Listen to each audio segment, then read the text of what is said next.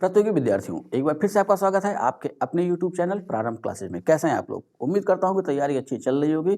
अब तो वो समय आया है कि जब हमें एक्सीलेटर पर पैर रख लेना है, यानी कि 2024 परीक्षाओं का वर्ष ऐसा प्रतीत हो रहा है। अभी कल ही उत्तर प्रदेश पुलिस भर्ती परीक्षा की विज्ञप्ति आ चुकी है। 60,000 से अधिक सीटों पर परीक्षा का समय कम है, इसलिए स्मार्ट तैयारी करनी होगी सबको। ठीक है, यहाँ ध्यान रखिए, हम करंट की क्लास चला रहे हूँ और करंट की क्लास के तहत आज मैं आपको तीसरी क्लास देने जा रहा हूँ। हाँ, कल ही देना था, लेकिन कल वो पुलिस भर्ती की वैकेंसी की वजह से व्यस्तता कुछ ज़्यादा थी, इस वजह से वो क्लास आपको आज मिल रही है। ठीक है, तो करंट की तीसरी क्लास में लेके आया हूँ। हाँ, थोड़ी विस्तृत क्लास होगी क्योंकि कुछ ऐसे करंट हैं जहाँ बीच में से क्वेश्चन पूछे जा सकते हैं, जैसा कि मैंने गेस किया। और जब मैं गेस करूँ तो ये समझ जाइए कि वहाँ से क्वेश्चन मिलने की संभावना आपके लिए होगी।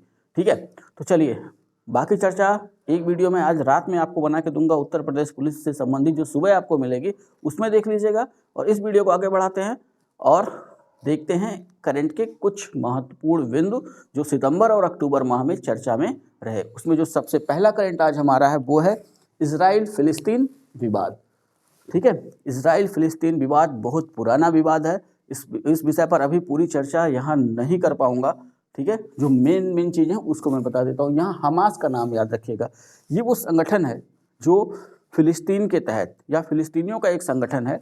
और इसका ये माना जाता है कि गाजा पट्टी एक क्षेत्र है फिलिस्तीन के तहत ही, उस क्षेत्र पर इसका अधिकार है। अब ये विवाद क्यों चर्चा में रहा, ठीक है, इस पे ध्यान देना है। तो इस विवाद की शुरुआत होती है 7 अक्टूबर को।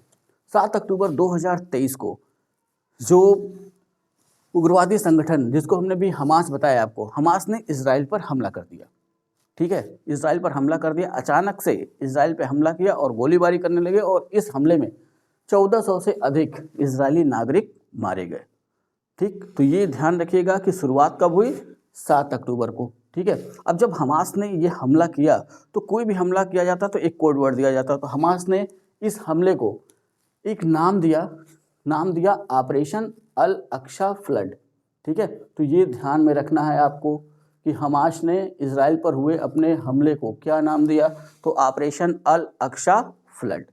ठीक, अल अक्सा हम बाद में देखेंगे कि है क्या, नाम दिया। अब जब हमास ने ये हमला किया तो इजराइल भी चुप बैठने वाला तो था नहीं, तो इजराइल ने भी इसके प्रत्युत्तर में, हमास के इस हमले के प्रत्युत्तर में इजराइल ने ऑपरेशन आयरन स्वॉर्ड्स, ठीक है, नाम याद रखिएगा, ऑपरेशन आयरन स्वॉर्ड्स चलाया। और इसके तहत हमास के नियंत्रण क्षेत्र गाजा पट्टी पर हमला किया। और आपको जान के हैरानी होगी कि अभी भी जब ये वीडियो बन रही है तभी भी हमला इजराइल का गाजा पट्टी पर जारी है। ठीक है, हाँ, वार्ता की बातें हो रही हैं, बीच में वार्ता होती है, फिर हमले शुरू हो जाते हैं, अभी कोई ठोस नतीजा नहीं निकला है। तो ये जो ध्यान में रखिएगा कि हमास ने जो हमला किया इजराइल पर, उसको उसने नाम दिया ऑपरेशन अल अक्सा फ्लड। और हमास के हमले के प्रत्युत्तर में इजराइल ने जो हमास के गाजा पट्टी वाले क्षेत्र पर हमला किया तो उसको इजराइल ने नाम दिया ऑपरेशन आयरन स्वॉर्ड्स। ठीक है, अब ध्यान रखिए कि नवीनतम जो आंकड़े हमारे पास हैं, या गिनती तो की नहीं जा सकती, लेकिन नवीनतम सूचना के अनुसार फिलिस्तीन के 8,000 से अधिक नागरिक इस इजरायली हमले में मारे गए। तो हमास जो है फिलिस्तीन के तहत ही है, फिलिस्तीन के तहत ही या फिलिस्तीनियों का ही एक संगठन है हमास। ठीक, उग्रवादी संगठन इसको हम कहते हैं। अब पूरा मामला क्या है, पूरा मामला बहुत पीछे नहीं जाएंगे, अभी जो चर्चा में वो देख लेते हैं। यहाँ ध्यान रखिए, अल अक्सा मस्जिद, ठीक है, प्राचीन यरूशलेम शहर का एक भाग है। ठीक, यरूशलेम शहर 3 धर्मों की भूमि माना जाता है, ईसाइयों की, यहूदियों की और मुस्लिमों की। ठीक है, तो ईसाइयों की यहाँ पर चर्च है, पुराने अल अक्सा मस्जिद एक कंपाउंड है जिसको, ये तीनों एक जगह स्थित हैं और इसे एक नाम दिया गया है सिनेगाग। ये नाम याद रखिएगा कि सिनेगाग कहाँ पर है, तो इजराइल या फिलीपींस गाजा पट्टी के पास। ठीक है, सिनेगाग, और इसी को एक और नाम देते हैं सुलेमानी मंदिर। ऐसा माना जाता है कि वहाँ के शासक सुलेमान थे, उन्होंने ही इस परिसर का निर्माण करवाया था। और इसी परिसर में आगे चल के ईसाई, मुस्लिम और यहूदी इनके धार्मिक स्थल है। ईसाइयों के संदर्भ में पहले समझ लेते हैं, यहाँ इनकी चर्च है। ईसाइयों का ऐसा मानना है कि ईसा मसीह को यहीं पे सूली पे लटकाया गया था और उनको फिर दफनाया गया और पुनः वो जिंदा हो गए, इसलिए ईसाइयों के लिए पवित्र स्थल है। वैसे ही मुस्लिमों का मानना है कि हजरत पैगंबर मोहम्मद यहीं से ही जन्नत के लिए गए थे, इसलिए मुस्लिमों का पवित्र स्थल है। वैसे ही यहूदियों का मानना है कि इनके जो प्रमुख हैं इनके धर्म के यहोवा, उनको इनके भगवान ने यहीं पे शिक्षा दी थी, इसलिए यहूदियों के लिए प्रसिद्ध है। तो मुस्लिमों के लिए यहाँ पे अल हरम अल शरीफ इस मस्जिद का नाम है। और वैसे ही यहूदियों का जो मंदिर है उसको नाम दिया गया टेम्पल माउंट। ठीक है, तो ये ध्यान में रखना है। और सम्मिलित रूप से तीनों को क्या नाम दिया गया? सिनेगाग या सुलेमानी मंदिर। समझ में आ गया? ठीक, ये अपने लिए सबसे महत्वपूर्ण है। और इसके अलावा जो सबसे अधिक महत्वपूर्ण है कि जब इजराइल और हमास के बीच ये झड़प शुरू हुई या ये युद्ध शुरू हुआ, तो उस समय भारत ने अपने नागरिकों को इजराइल से निकालने के लिए कौन सा ऑपरेशन चलाया? तो ये ध्यान रखना है कि भारत ने इजराइल में फंसे भारतीय नागरिकों को निकालने के लिए ऑपरेशन अजय चलाया, जिससे कि इजराइल में फंसे भारतीय नागरिकों को भारत वापस लाया जा सके। इस पे विशेष ध्यान रखना है, ये क्वेश्चन बनेगा। और अमूमन जब भी ऐसा हुआ है तो ये क्वेश्चन बना है, चाहे रूस यूक्रेन वाली बात कर ली जाए तब भी क्वेश्चन बना था। ठीक है, और यहाँ भी अब ऑपरेशन अजय चर्चा में है। हाँ, किसी वीडियो में पूरा आपको दूंगा, क्योंकि यूपीपी का भी हमको ध्यान में रखना है, तो उसको भी ध्यान में रखेंगे। साइड वीडियो स्मार्ट स्टडी की जैसे मैंने बात की है, तो हर सब्जेक्ट के मेन पहलुओं पर पूरा ध्यान देंगे इस ऑनलाइन क्लास में।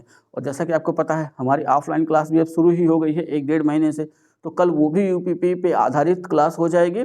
और उसमें भी स्मार्ट स्टडी के माध्यम से 2 यानी कि एग्जाम तक पूरा सिलेबस कवर कराने की कोशिश की जाएगी। ठीक है, तो इतना समझ में आ गया।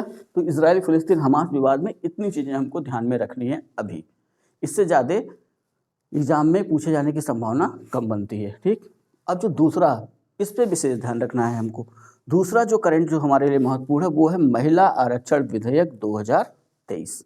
इससे संबंधित कुछ महत्वपूर्ण पहलू मैंने छाटे हैं जिस पे आपको ध्यान रखना होगा और नोट्स में ये होना चाहिए, क्योंकि कोई ज़रूरी नहीं कि क्वेश्चन ये ऊपर से पूछ ले, हो सकता है कि क्वेश्चन अंदर से भी पूछा जा सकता है। तो हर एक पॉइंट पे ध्यान रखिएगा और बने रहिएगा हमारे साथ, वीडियो को पूरा देखा करिए। और जो हमारे विद्यार्थी जो लाइब्रेरी में पढ़ते हैं, तो उनसे मैं एक चीज़ कहना चाहूँगा कि जैसे कि मैं यूट्यूब चैनल चला रहा हूँ तो आपको फ्री पढ़ा रहा हूँ, तो मुझे भी जो वॉच आवर चाहिए, तो कम से कम एक बार आप डाउनलोड कर लीजिए, ठीक है, लेकिन कम से कम एक बार एक वीडियो 15 मिनट 20 मिनट आप चला के तो देख ही सकते हैं जो लाइब्रेरी में पढ़ रहे हैं, तो उससे मेरा भी कुछ भला हो जाएगा। तो ध्यान रखिएगा इसको। चलिए आते हैं करंट पे। महिला आरक्षण विधेयक 2023 क्या है, ये कब पारित हुआ, कैसे पारित हुआ, सब पे ध्यान रखना है। तो यहाँ जो मेन पॉइंट है वो ध्यान रखिएगा, डेट 19 सितंबर को महिला आरक्षण से संबंधित 128वां संविधान संशोधन विधेयक। ठीक है, इस पॉइंट पे ध्यान रखिएगा, अभी मैं समझाता हूँ। विधेयक लोकसभा में प्रस्तुत किया गया। 2 चीज़ें होती हैं, एक होता है विधेयक और एक होता है अधिनियम। तो साधारण विधेयक है तो लोकसभा या राज्यसभा दोनों में से कहीं भी प्रस्तुत किया जा सकता था, संविधान संशोधन विधेयक है। ठीक है, आरक्षण से संबंधित। और कौन सा है? 128वां संविधान संशोधन विधेयक। विधेयक जब पारित हो जाएगा दोनों सदनों में, उसके बाद जब राष्ट्रपति को जाएगा और राष्ट्रपति उस पर हस्ताक्षर कर देंगे तो वो बन जाएगा अधिनियम। और वहाँ जब अधिनियम बनेगा तो वहाँ तब मान लिया जाएगा कि अब संविधान में संशोधन कर दिया गया है। तो विधेयक प्रस्तुत करने के क्रम में अगर हम देखें तो ये महिला आरक्षण विधेयक 128वां संविधान संशोधन विधेयक है। विधेयक और अधिनियम में यही अंतर है। मैं बार बार बता रहा हूँ कि विधेयक और अधिनियम में अंतर हम कैसे अलग करेंगे। जब कोई विधेयक या दस्तावेज पारित होने के लिए लोकसभा या राज्यसभा में रखा जाता है, जब दोनों सदनों में जब तक वो पारित होता है तब तक होता है वो विधेयक। राष्ट्रपति के पास भेजा गया तब भी वो है एक विधेयक, लेकिन राष्ट्रपति ने उस पर जैसे ही हस्ताक्षर कर दिया वो हो गया संविधान संशोधन अधिनियम। तो यहाँ क्या ध्यान रखना है कि जो महिला आरक्षण से संबंधित महिला आरक्षण विधेयक 2023 है वो एक संविधान संशोधन है। ठीक है, तो कौन सा संविधान संशोधन है, तो उस संदर्भ में हमें ध्यान रखना है कि 128वां संविधान संशोधन 2023 कहाँ प्रस्तुत हुआ? सबसे पहले लोकसभा में। किस डेट को प्रस्तुत हुआ? 19 अक्टूबर को। ठीक है, 19 सितंबर को। तो 19 सितंबर को लोकसभा में ये प्रस्तुत हुआ। प्रस्तुत होने के बाद इन 3 तिथियों पर ध्यान रखना है 20 सितंबर को लोकसभा में ये पारित हो गया। ठीक है, 543 सदस्य हैं लोकसभा में वर्तमान में, लेकिन ये ध्यान रखना है कि 545 ने ही मतदान किया और उसमें से भी 2 ऐसे थे जिन्होंने इसके विपक्ष में, यानी कि इस विधेयक के विपक्ष में मतदान किया और बाकी सभी ने इसके पक्ष में मतदान किया। और वो 2 नाम हैं आशुद्दीन ओवैसी और उन्हीं के ही पार्टी के एक और सदस्य हैं सैयद इम्तियाज जलील। AIMIM इनकी पार्टी का नाम है। ठीक है, तो ये 2 सदस्य ऐसे हैं जिन्होंने महिला आरक्षण विधेयक के विपक्ष में मतदान किया। बाकी सारे सदस्य 545 में से 2 घटा दिया, 454 सदस्य उपस्थित थे। 454 में से 2 ने विपक्ष में मतदान किया और 452 ने पक्ष में मतदान किया लोकसभा में। ठीक है, तो 20 सितंबर को लोकसभा में पारित हुआ और 21 सितंबर को राज्यसभा में ये विधेयक पारित हुआ। और राज्यसभा में ध्यान रखिएगा उस समय 214 सांसद मौजूद थे 245 में से, तो 214 सांसद मौजूद थे और 214 सांसदों में से सभी ने इस विधेयक पर अपनी सहमति व्यक्त की, यानी सभी, कोई भी राज्यसभा में इसका विरोध नहीं किया। इन दोनों सदनों में पारित होने के बाद विधेयक भेज दिया गया राष्ट्रपति जी के पास और राष्ट्रपति जी ने 28 सितंबर, यानी द्रौपदी मुर्मू जी ने 28 सितंबर को इस विधेयक पर हस्ताक्षर कर दिए और ये जो 128वां संविधान संशोधन विधेयक था ये बन गया इनके हस्ताक्षर करते ही 106वां संविधान संशोधन अधिनियम 2003। तो इस हिसाब से एक बेसिक क्वेश्चन ये बनेगा आपके लिए कि अब तक, यानी जिस दिन क्वेश्चन आपसे पूछा जा रहा है कि अब तक संविधान में कितने संशोधन किए जा चुके हैं, तो ये आंसर होगा कितने संशोधन, 106।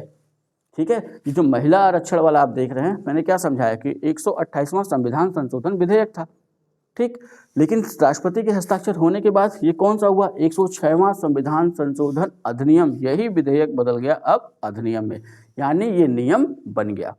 ठीक है, तो पहले तो ये ध्यान में रखना है 2 पॉइंट कि महिला आरक्षण जब संसद में प्रस्तुत हुआ तो क्या था, तो 128वां संविधान संशोधन विधेयक। ठीक है, 28 सितंबर को जब राष्ट्रपति जी ने इस पर हस्ताक्षर कर दिया तो ये क्या बना, तब ये बन गया 106वां संविधान संशोधन अधिनियम 2023, यानी कि संविधान में जहां इनको संशोधन करना था अब संशोधन हो गया। ठीक है, अब ये ध्यान रखिए कि यहाँ पारित होने के बाद प्रधानमंत्री जी यानी नरेंद्र मोदी जी ने इसको एक नाम दिया और वो नाम इस विधेयक को उन्होंने दिया नारी शक्ति वंदन अधिनियम। ठीक है, तो नारी शक्ति वंदन अधिनियम ये प्रधानमंत्री जी द्वारा दिया गया इस संविधान संशोधन को नाम है। ठीक है, अब ये अधिनियम क्यों पारित किया गया, क्या इसकी विशेषता है, तो ये ध्यान रखिएगा कि यह अधिनियम लोकसभा, राज्यों की विधानसभाओं एवं राष्ट्रीय राजधानी क्षेत्र दिल्ली की विधानसभा में महिलाओं को 1/3 जो उनकी कुल सीटें हैं उसके 1/3% आरक्षण प्रदान करेगा, यानी 33% आरक्षण महिलाओं को मिलेगा लोकसभा में, राज्यों की विधानसभा में और दिल्ली विधानसभा में। यहाँ ध्यान देने वाली बात यह है कि ये महिला आरक्षण विधेयक कहाँ कहाँ लागू हो रहा है, तो लोकसभा पे लागू हो रहा है। ठीक है, लोकसभा के बाद राज्यों की विधानसभाओं पे लागू हो रहा है और एक केंद्र शासित प्रदेश की विधानसभा पर लागू हो रहा है, वो है दिल्ली। यही चीज़ ध्यान में रखनी है कि 106वां संविधान संशोधन अधिनियम किन किन राज्यों किन किन पे लागू होगा, ऐसा क्वेश्चन आपके सामने आएगा। तो संसद में किस पे लागू होगा, लोकसभा पे, राज्यों में, राज्यों की विधानसभा में, और केंद्र शासित प्रदेश में 3 अपने पास विधानसभाएं हैं, एक है दिल्ली में, एक है पुडुचेरी में और एक जम्मू कश्मीर में प्रस्तावित है। अभी वहाँ चुनाव नहीं हुए, जैसा कि सुप्रीम कोर्ट ने कहा है कि जल्द ही जम्मू कश्मीर में चुनाव करा लिए जाएं 6 महीने के भीतर। ठीक है, अब ये ध्यान रखिए कि 1/3 सीटें आरक्षित करने का प्रावधान किया गया, यही संविधान संशोधन था। अब यहाँ जो मेन पॉइंट जो ध्यान में रखना, जहाँ से क्वेश्चन बनने की सबसे अधिक संभावना बन रही है, आपको याद ही होगा कि नई संसद भवन का उद्घाटन हुआ है और नई संसद भवन में पारित होने वाला ये पहला विधेयक है। विधेयक इसलिए क्योंकि राष्ट्रपति ने पारित हुआ लोकसभा राज्यसभा में, फिर बाद में राष्ट्रपति को भेजा गया, तो ये भी कह सकते हैं कि पारित होने वाला पहला अधिनियम है संविधान संशोधन। ठीक है, या ऐसा कह सकते हैं कि नई संसद भवन में पारित होने वाला पहला विधेयक है। समझ में आ गया, ये क्वेश्चन बनेगा नई संसद में पारित होने वाला पहला विधेयक, तो अपना आंसर क्या होगा, 128वां संविधान संशोधन विधेयक। या इसी क्वेश्चन को ऐसे बदले कि नई संसद में पारित होने वाला पहला अधिनियम, तब हमारा आंसर होगा 106वां संविधान संशोधन अधिनियम 2023। समझ में आया, इस बात को ध्यान में रखना है। अब यहाँ ध्यान रखिए, कुछ आंकड़े मैं आपको दे रहा हूँ क्योंकि जब भी ये मामला चर्चा में आया है महिलाओं का तो यहाँ से क्वेश्चन बने हैं, मैं अपने अनुभव के आधार पर कह रहा हूँ, तो इस पर विशेष ध्यान रखिएगा। वर्तमान लोकसभा में महिला सांसदों की संख्या कितनी है? तो वर्तमान लोकसभा में जिस दिन ये विधेयक पारित हुआ उस दिन अगर हम देखें तो लोकसभा में महिलाओं की संख्या थी 82, ठीक है, और प्रतिशत में देखें तो 15.2%, ये ध्यान में रख लीजिएगा, ठीक। वहीं राज्यसभा की बात करें तो राज्यसभा में महिला सांसदों की संख्या है वर्तमान में 31 यानी 31, और कुल सदस्य संख्या का कितने प्रतिशत है? 13% लगभग, ठीक है। और राज्यों की बात कर लें कि राज्यों की विधानसभाओं की क्या स्थिति है, तो विधानसभाओं में सर्वाधिक महिला विधायकों की संख्या किस राज्य में है? अगर ये क्वेश्चन पूछे तो अपना आंसर होगा त्रिपुरा। यहाँ की कुल सदस्य संख्या के 15% यानी कि 60 सीटें हैं वहाँ विधानसभा की, ठीक है, तो 15 महिला सांसद वहाँ पे मौजूद हैं, 15%। तो त्रिपुरा में 15%, दूसरे नंबर पे छत्तीसगढ़ जहाँ कुल सीटों की संख्या के 14.4% महिला विधायक हैं, तीसरे नंबर पे पश्चिम बंगाल जहाँ कुल विधानसभा सीटों के 13.60% सीटों पर महिला विधायक चुनी गई हैं, ठीक। और सबसे कम कहाँ पे है? किस राज्य में महिला विधायक है ही नहीं? यहाँ ध्यान रखिएगा, मिजोरम, ठीक है, मिजोरम में 0% यानी एक भी महिला विधायक नहीं है। तो सबसे अधिक महिला विधायक किस राज्य में? प्रतिशत के हिसाब से अगर हम देखें तो यहाँ हम प्रतिशत के हिसाब से देख रहे हैं, ठीक है, तो प्रतिशत के हिसाब से अगर हम देखें तो त्रिपुरा, ठीक। ओवरऑल भी अगर संख्या के हिसाब से देखें तो मामला बदल जाएगा, लेकिन यहाँ हमको देखना होगा प्रतिशत के ही हिसाब से। तो प्रतिशत के हिसाब से त्रिपुरा में 15% सबसे अधिक, दूसरे नंबर पर छत्तीसगढ़, ठीक है, 14.4%, तीसरे नंबर पर पश्चिम बंगाल 13.66%। यहाँ महिला विधायकों का ये प्रतिशत है वहाँ की कुल विधानसभा सीटों में, ठीक। हम उत्तर प्रदेश में हैं तो इसको हम भूलेंगे नहीं। उत्तर प्रदेश की चर्चा की जाए तो यहाँ से क्वेश्चन आपके लिए अगले एग्जाम में तैयार है, तो ये ध्यान रखिएगा कि पहला क्वेश्चन क्या बनेगा कि वर्तमान उत्तर प्रदेश विधानसभा में महिला विधायकों की संख्या कितनी है? तो अपना उत्तर है 48। तो वर्तमान उत्तर प्रदेश विधानसभा में 48 महिला विधायक हैं पूरे, यानी 403 विधायकों का अगर परसेंटेज निकालें तो वो जाके सेट होता है 11.91% पर। और महिला विधायकों की संख्या के मामले में, ठीक है, यानी कुल सीटों की संख्या के प्रतिशत के हिसाब से देखें तो उत्तर प्रदेश का राज्यों में कौन सा क्रम है? छठा, ठीक है। पहला त्रिपुरा जहाँ पे 15% महिला विधायक हैं, और छठे स्थान पे है उत्तर प्रदेश जहाँ 11.91% महिला विधायक हैं वर्तमान विधानसभा में। यही चीज़ मैं समझाना चाह रहा हूँ, यही ध्यान में रखना है। अब ये जो विधेयक लाया गया, ठीक है, महिला आरक्षण विधेयक, या कह सकते हैं 128वां संविधान संशोधन विधेयक 2023, या कह सकते हैं कि 106वां संविधान संशोधन अधिनियम 2023, इसके तहत कहाँ कहाँ परिवर्तन किया गया संविधान में? तो पहला ध्यान रखिएगा 239 ए, ठीक है, दिल्ली से संबंधित अनुच्छेद है, राष्ट्रीय राजधानी क्षेत्र दिल्ली से संबंधित अनुच्छेद है, इसमें संशोधन किया गया। इस संशोधन में ये जोड़ दिया गया कि दिल्ली विधानसभा की जो सीटें हैं उनमें जो अनुसूचित जाति अनुसूचित जनजाति के लिए जो सीटें आरक्षित की गई हैं उनमें जितनी सीटें अनुसूचित जाति अनुसूचित जनजाति की हैं उसके 33% सीटें महिलाओं के लिए आरक्षित होंगी। और दूसरा प्रावधान ये जोड़ा गया कि दिल्ली विधानसभा की जो कुल सीटें हैं उनमें 33% सीटें महिलाओं को आरक्षित होंगी।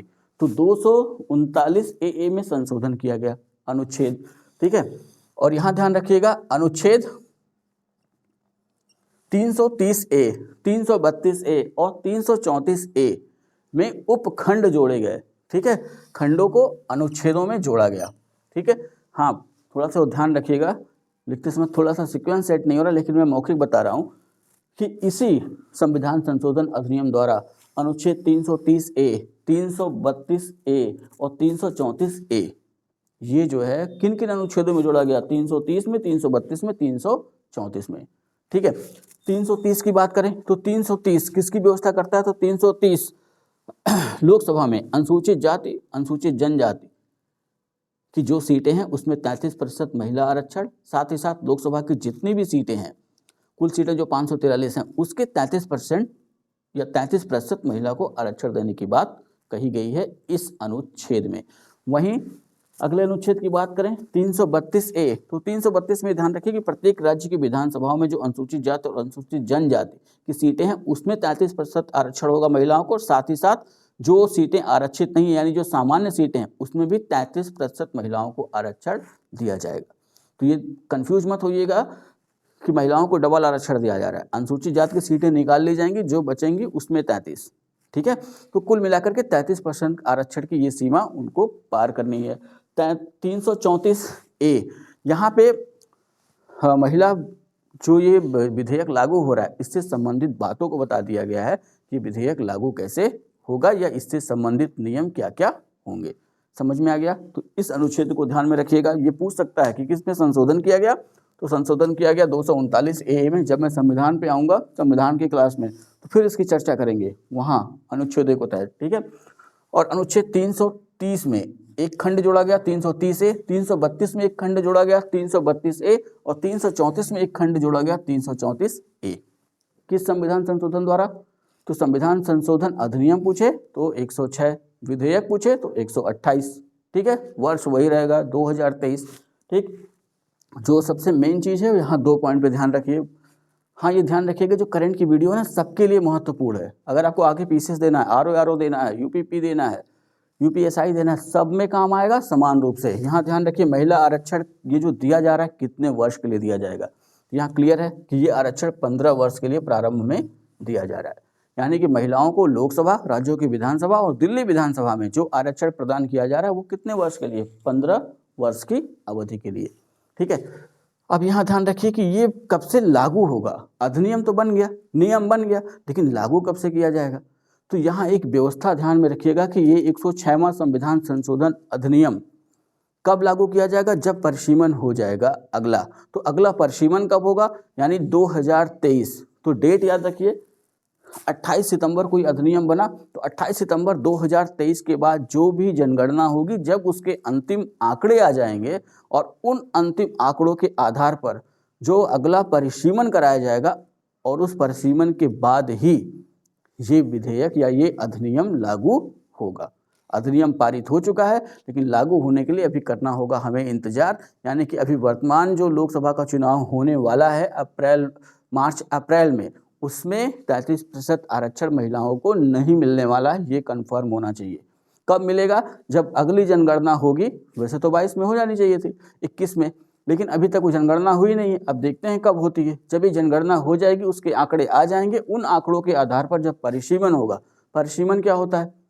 परिसीमन इसको ऐसे समझिए कि जो आपके यहाँ लोकसभा क्षेत्र हो चाहे विधानसभा क्षेत्र हो, उसमें कोई अंतर तो नहीं आ रहा। विधानसभा क्षेत्र तो वही, लेकिन जनसंख्या बढ़ रही है। और हमारे यहाँ विधायक हो चाहे सांसद हो, इनके जो प्रतिनिधित्व का जो मामला है ना, तो एक निश्चित जनसंख्या का हर व्यक्ति उतना ही प्रतिनिधित्व करेगा चाहे कहीं का भी हो। तो जनसंख्या तो बढ़ी, तो परिसीमन के माध्यम से जनसंख्या इधर उधर की जाती है। जैसे 2 गाँव, पता चला कि आज अयोध्या विधानसभा में है, तो अगले बार परिसीमन हुआ तो पता चला 2 गाँव अयोध्या से निकल के चले गए बीकापुर में, ठीक है। तो ये तरीका होता है जनसंख्या को बराबर करने का। संविधान में जब पढ़ेंगे तो और अच्छे से समझाऊंगा, क्योंकि करंट की क्लास से ज़्यादा दूर तक नहीं ले जा सकते। समझ में आ गया? इतनी चीज़ें। अगला करंट हमारा है बिहार जाति आधारित जनगणना 2022, ठीक। तो बिहार पहला राज्य बना भारत का जिसने अपने यहाँ जाति जनगणना कराई। पहले तो ये ध्यान में रखना है, ठीक है। क्या भारत सरकार ने कभी जनगणना के माध्यम से, या जब हम अंग्रेजों के अधीन थे तो क्या उस समय कभी जब जनगणना हुई तो क्या उस समय कभी जाति गणना पे आधारित आंकड़े इकट्ठे किए गए? ये 2 प्रश्न सबसे महत्वपूर्ण हैं।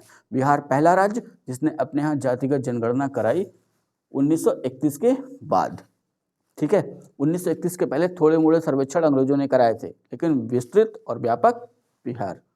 तो यहाँ से वो क्वेश्चन नहीं बनाएंगे जैसे अभी ये बनेगा कि अभी हाल ही में किस राज्य ने अपने यहाँ जाति जनगणना कराई है या जाति आधारित सर्वेक्षण कराया है, तो अपना आंसर क्या हो जाएगा? बिहार, ठीक है। अब ये ध्यान रखिए, इन्होंने कराई। अब ये आंकड़े कब जारी किए इन्होंने? तो बिहार सरकार ने 2 अक्टूबर को क्या हम मनाते हैं? गांधी जयंती, अंतर्राष्ट्रीय अहिंसा दिवस और साथ ही साथ लाल बहादुर शास्त्री जयंती, ये 2 हम मनाते हैं, ठीक है। और अंतर्राष्ट्रीय अहिंसा दिवस संयुक्त राष्ट्र यानी यूनाइटेड नेशन ने घोषित किया है, ये ध्यान में रखिएगा। 2 अक्टूबर गांधी जयंती के अवसर पर बिहार सरकार द्वारा इसके आंकड़े प्रकाशित किए गए। 2 चरण में ये गणना हुई, पहले मकानों की गणना हुई, उसके बाद जातिगत आधारित लोगों की। तो 2 अक्टूबर को गांधी जयंती के अवसर पर बिहार सरकार द्वारा इसके आंकड़े प्रकाशित किए गए, ठीक है, अब ये आंकड़े प्रकाशित किए गए तो बहुत दूर तक हम नहीं जाएंगे, बस जल्दी जल्दी देख लेते इन आंकड़ों के तहत था क्या।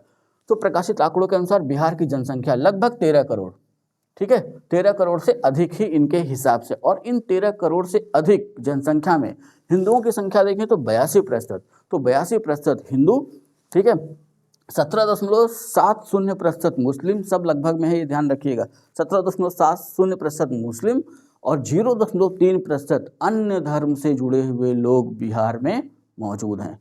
ठीक है, अब इनका बंटवारा अगर हम करें आरक्षण के संदर्भ में कि सामान्य कैटेगरी में कौन है, ओबीसी में कौन है, और बिहार में एक और कैटेगरी पाई जाती है अत्यंत पिछड़ा, उसको भी ध्यान में रखिएगा। तो 27.13% लोग किसमें, 13 करोड़ में 27.13% लोग अन्य पिछड़ा वर्ग के तहत आते हैं, ठीक है, ओबीसी। वैसे ही 36.01% लोग अत्यंत पिछड़ा वर्ग में आते हैं, पिछड़े वर्ग से भी जो पिछड़े हैं यानी एससी और ओबीसी के बीच में, ऐसा समझिए। 36.01% अत्यंत पिछड़ा। वैसे ही 15.52% सामान्य वर्ग के लोग हैं, ठीक है, 19.65% अनुसूचित जाति वर्ग के लोग हैं और 1.68% अनुसूचित जनजाति वर्ग के लोग हैं बिहार में। अब समस्या यह है कि जैसे ही बिहार ने आंकड़े जारी किए वैसे ही जो राजनीतिक दल विपक्ष में हैं उनके लिए मिल गया एक मुद्दा। अब वो मुद्दा ये है कि सामान्य वर्ग की अगर सीटों की बात करें तो 15.52%, और अगर इनको आरक्षण देने की बात करें तो आरक्षण की सीमा इनकी लगभग 50%। तो ये एक विवाद का विषय बना हुआ है और अब हर राज्य जो गैर भाजपा शासित हैं वहाँ पे जातिगत जनगणना कराने की मांग जोर पकड़ने लगी है। ठीक है, तो वो बात की बात है, वो पॉलिटिक्स में उनको जाना ही नहीं है। अगला पॉइंट देखिए, वर्ष वही जो शुरुआत में मैंने बताया कि 1931 के बाद बिहार पहला ऐसा राज्य है जिसने अपने यहाँ पे व्यवस्थित जातियों पर आधारित पहला सर्वेक्षण किया। अब 1941 की जनगणना ध्यान में रखनी है कि जब हम अंग्रेजों के अधीन थे और 1941 में जब जनगणना हुई तो उस समय जब 1941 में जनगणना हुई तो जाति आधारित आंकड़े एकत्र किए गए। पहली बार किसी भारत की जनगणना में जातियों पर आधारित आंकड़े एकत्र किए गए, लेकिन उन्हें प्रकाशित नहीं किया गया। तो क्वेश्चन क्या बनेगा, क्या कभी भारत में या इनमें से भारत की किस जनगणना में जातिगत आधारित आंकड़े एकत्र किए गए? तो ये अपना आंसर होगा 1941। ठीक है, तो ये 3 करंट है। अभी ऐसे ही कुछ विस्तृत करंट होंगे जिनको आपको पूरा देखना होगा और उनको लिखना भी होगा। जल्दी से इसको नोट करिए, 1-2 और आगे बढ़ाते हैं।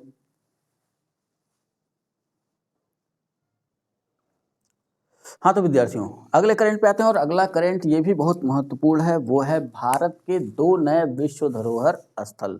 ठीक है, यूनेस्को संयुक्त राष्ट्र संघ की ही एक संस्था है यूनेस्को, जो विश्व के कई ऐसे स्मारकों को जो राजनीतिक, सामाजिक, आर्थिक या प्राचीन दृष्टिकोण से महत्वपूर्ण है उनको विश्व विरासत स्थल के रूप में घोषित करती है। ठीक है, तो ये ध्यान रखिएगा कि भारत के कितने स्थल उसमें शामिल हैं, कहाँ बैठक हुई जब भारत के 2 स्थलों को शामिल किया गया, ऐसे ही क्वेश्चन आपके सामने आएंगे। तो इसको आगे बढ़ाइए। पहले पॉइंट में हमें देखना है कि ये बैठक कहाँ हुई। तो यूनेस्को की विश्व धरोहर समिति की 45वीं वार्षिक आम बैठक, हर साल ये बैठक होती है, जहाँ होती है किन किन स्थलों को शामिल किया जाता है वही वो निर्णय वो लेते हैं। 45वीं वार्षिक आम बैठक, क्रम ध्यान रखना है कि 45वीं वार्षिक आम बैठक थी। ठीक है, आयोजन कहाँ किया गया, 10 से 25 सितंबर 2023 के मध्य, और जगह है रियाद, और रियाद कहाँ पे है, सऊदी अरब में। ठीक है, तो एक लाइन में अगर हम कहें कि यूनेस्को की विश्व धरोहर समिति की 45वीं आम बैठक डेट 10 से 25 सितंबर 2023 के मध्य रियाद, सऊदी अरब में संपन्न हुई। अब इस बैठक में हुआ क्या, इस बैठक में अगर हम देखें तो इस सम्मेलन में विश्व के 42 नए स्थलों को यूनेस्को की विश्व धरोहर सूची में शामिल किया गया। ठीक है, यानी यूनेस्को ने पूरे विश्व के 42 नए स्थल इस सूची में शामिल किए। और इन 42 स्थलों का अगर हम वर्गीकरण करें, बांटें, तो इसमें 33 सांस्कृतिक स्थल है। यहाँ ध्यान रखिएगा, सांस्कृतिक का मतलब जिसका संबंध पीछे किसी भी राजवंश या किसी भी मंदिर समूह या एक शब्द में कहें तो मानव द्वारा निर्मित संरचना ये होगी। ठीक है, तो ऐसे स्थलों को सांस्कृतिक स्थल में शामिल करते हैं। और 9 प्राकृतिक स्थल, यानी जो प्रकृति द्वारा हमको वो स्थल दिए गए। तो इस 42 में 33 सांस्कृतिक और 9 प्राकृतिक स्थल थे। ठीक है, तो अब इस लिहाज से जब ये 42 शामिल हो गए तो अब विश्व में यूनेस्को की सूची में कितने ऐसे धरोहर स्थल हैं? तो ये इस क्वेश्चन का आंसर मिलेगा इस लाइन में। तो वर्तमान में धरोहर स्थलों की संख्या 1199, ठीक है, और 1199 ऐसे विश्व धरोहर स्थल कितने देशों में विस्तृत हैं? तो उनकी संख्या है 168। तो 168 देशों में वर्तमान में अगर हम देखें तो विश्व धरोहर स्थल जो यूनेस्को की सूची जारी होती है उसमें 1199 यानी 1199 स्थल शामिल है। याद करना आसान है, इसलिए ये क्वेश्चन पूछा जा सकता है, ठीक है। 1199 ऐसे मोबाइल के डिजिट, जैसे मोबाइल का नंबर याद करते हैं ना, वैसे ही इसको याद करके दिमाग में रखिएगा। कितने देशों में? 168 देशों में। अब इनका वर्गीकरण करें, 1199 स्थलों में 933 स्थल हैं जो सांस्कृतिक स्थल हैं, 227 स्थल हैं जो प्राकृतिक स्थल हैं, और 39 मिश्रित स्थल यानी सांस्कृतिक दृष्टिकोण से भी महत्वपूर्ण हैं और प्राकृतिक दृष्टिकोण से भी महत्वपूर्ण हैं, ठीक है। अब यहाँ पे आते हैं भारत के संदर्भ में। तो विश्व धरोहर स्थल की जो सूची है, ठीक है, भारतीय स्थल इसमें इस बार शामिल किए गए कि नहीं शामिल किए गए, अब तक कितने स्थल हैं जो इस सूची में शामिल हैं, इसको देखेंगे। यहाँ ध्यान रखिए कि इस सूची में जो 45वीं बैठक में जारी हुई, यानी रियाद में जो जारी हुई, वहाँ 2 भारतीय स्थलों को, ठीक है, 2 भारतीय स्थलों को इस सूची में शामिल किया गया। पहला है उसमें शांति निकेतन। अगर क्रम देखें भारत के स्थलों का तो इसका क्रम हुआ 41वां भारतीय स्थल। दूसरा देखें होयसल के पवित्र मंदिर समूह, ये कहाँ स्थित है? ये कर्नाटक में, और ये शांति निकेतन पश्चिम बंगाल में, इनको शामिल किया गया। इसका क्रम है 42वां। भारतीय स्थलों में अगर हम देखें तो यहाँ एक चीज कॉमन हो रही है कि इस 45वीं बैठक में पूरे विश्व के 42 स्थलों को, ठीक है, विश्व धरोहर सूची में शामिल किया गया। और अभी तक भारत के कितने स्थल विश्व धरोहर सूची में शामिल है? तो उनकी भी संख्या कितनी जाके बैठती है? 42, ठीक है। अब इस 42 में अगर हम देखें जो भारतीय स्थल है, ठीक, उसमें 34 सांस्कृतिक स्थल हैं, 7 प्राकृतिक स्थल है और 1 मिश्रित स्थल है, ठीक है। मिश्रित स्थल का मतलब जैसा अभी समझाया कि उसमें प्राकृतिक के गुण भी होंगे और सांस्कृतिक के भी गुण होंगे। अब यहाँ जो ध्यान रखने वाली बात यह है, जो क्वेश्चन बनेगा, पहला तो सिंपल क्वेश्चन कि भारत के किन 2 नए स्थलों को या इनमें से किस स्थल को 2023 में विश्व धरोहर सूची में यूनेस्को ने शामिल किया। इन दोनों में से कोई एक ऑप्शन में होगा, चाहे शांति निकेतन हो, चाहे होयसल समूह के या होयसल समूह के पवित्र मंदिर, ठीक है। दूसरा क्वेश्चन क्या बन सकता है? शांति निकेतन कहाँ स्थित है? होयसल समूह के पवित्र मंदिर कहाँ पाए जाते हैं? तो पश्चिम बंगाल या कर्नाटक। होयसल शांति निकेतन को विश्व धरोहर सूची में शामिल किया गया। विश्व धरोहर सूची में शामिल होने वाला भारत का यह किस क्रम का स्थल है? तो ये ध्यान रखना है, शांति निकेतन 41वां और होयसल समूह 42वां। कई बार क्वेश्चन बन चुका है इसके पहले जो स्थल घोषित किए, इसलिए मैं समझा रहा हूँ कि इसको ध्यान में रखना है। 42 में अगर हम देखें तो 34 भारत के सांस्कृतिक स्थल हैं, 7 प्राकृतिक स्थल हैं, 1 निश्चित स्थल है, ठीक है। यहाँ ध्यान रखिए कि वर्तमान में भारत विश्व धरोहर सूची में शामिल स्थलों की संख्या की दृष्टि से विश्व में 6वां स्थान रखता है, ठीक है। अगर देखा जाए कि यूनेस्को ने किस देश के धरोहर स्थलों को सबसे अधिक अपनी सूची में स्थान दिया है, तो उस हिसाब से भारत विश्व के 168 देशों में 6वां स्थान रखता है। पहला स्थान कौन रखता है? तो पहला स्थान है इटली। इटली के 59 स्थल इसमें शामिल हैं। दूसरा स्थान रखता है चीन। चीन के 57 स्थल इसमें शामिल हैं।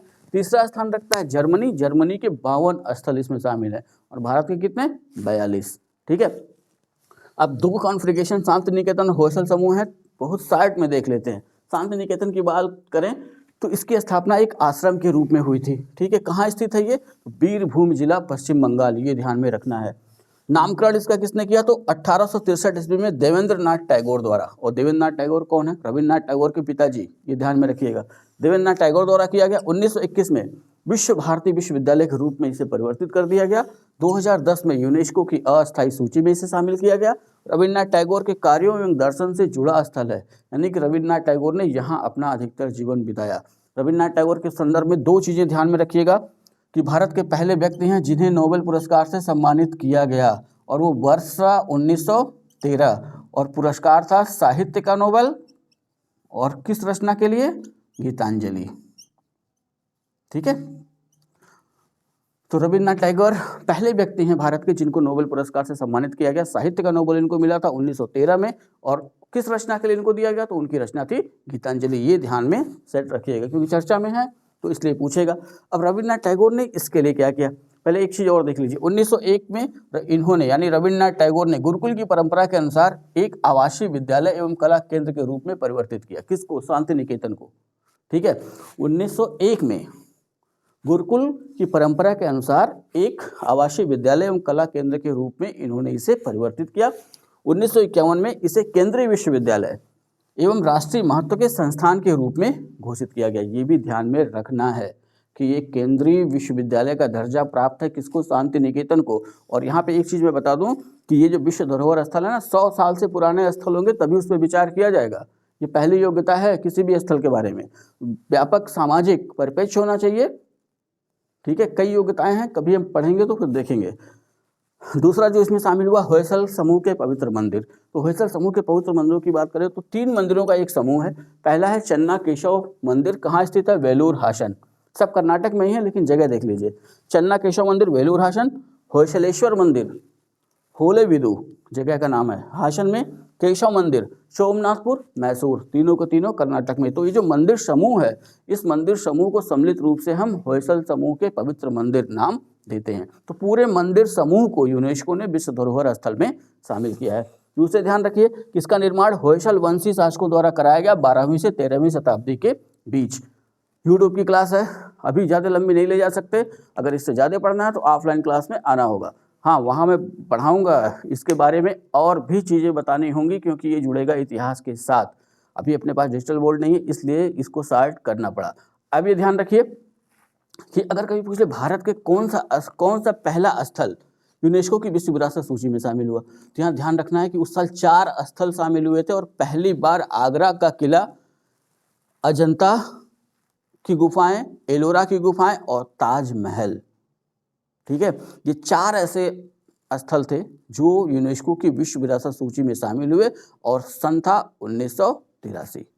ताजमहल उत्तर प्रदेश, एलोरा की गुफाएं महाराष्ट्र, अजंता की गुफाएं महाराष्ट्र और आगरा का किला उत्तर प्रदेश। तो उत्तर प्रदेश वो राज्य है और महाराष्ट्र वो राज्य है जिसके ऐसे स्थलों को सबसे पहले विश्व विरासत सूची में स्थान दिया गया।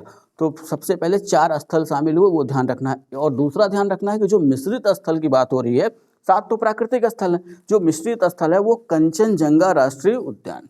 ठीक है, कहाँ स्थित है? सिक्किम में। कब शामिल किया गया? 2016 में। ये पॉइंट ध्यान में रखना है क्योंकि एक ही मिश्रित स्थल है भारत के पास और वो है कंचनजंगा राष्ट्रीय उद्यान, सिक्किम, 2016। वीडियो थोड़ी लंबी हुए, ध्यान से देखिएगा क्योंकि करंट के काफ़ी अच्छे मुद्दे इस वीडियो में हैं जो आपको आगे आने वाले एग्जाम में फंसने नहीं देंगे, क्वेश्चन में वहाँ से पार निकाल ले जाएंगे। ठीक है, जैसा कि मैंने समझा रखा है कि मेरी ऑफलाइन क्लास भी शुरू हो चुकी है और ऑफलाइन क्लास कहाँ चल रही है उसका पता डिस्क्रिप्शन में दिया हुआ है, वहाँ से उसको देख लीजिए। अगर ऑफलाइन क्लास करना चाहते हैं तो वहाँ पे आकर देख सकते हैं। 2 से ढाई महीने की यूपीपी की क्लास होगी और स्मार्ट क्लास होगी।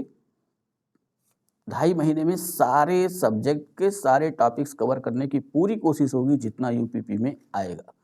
जो बच्चे मुझे पहले से जानते हैं उनको पता है कि हम लोग कितनी मेहनत करते हैं और करवाते हैं। ठीक है, वीडियो अगर अच्छी लगी हो तो लाइक करिएगा, कमेंट करिएगा, वीडियो को शेयर करना ना भूलिए। जैसा कि मैंने समझा रखा है, वीडियो को थोड़ा देखा करिए। अगर चैनल को अभी तक सब्सक्राइब नहीं किया है तो चैनल को सब्सक्राइब कर लें, साथ ही साथ अन्य विद्यार्थियों को भी अपने चैनल के साथ जोड़ने का प्रयास करें। इतना तैयार करिए, मिलते हैं नेक्स्ट वीडियो में, तब तक के लिए जय हिंद।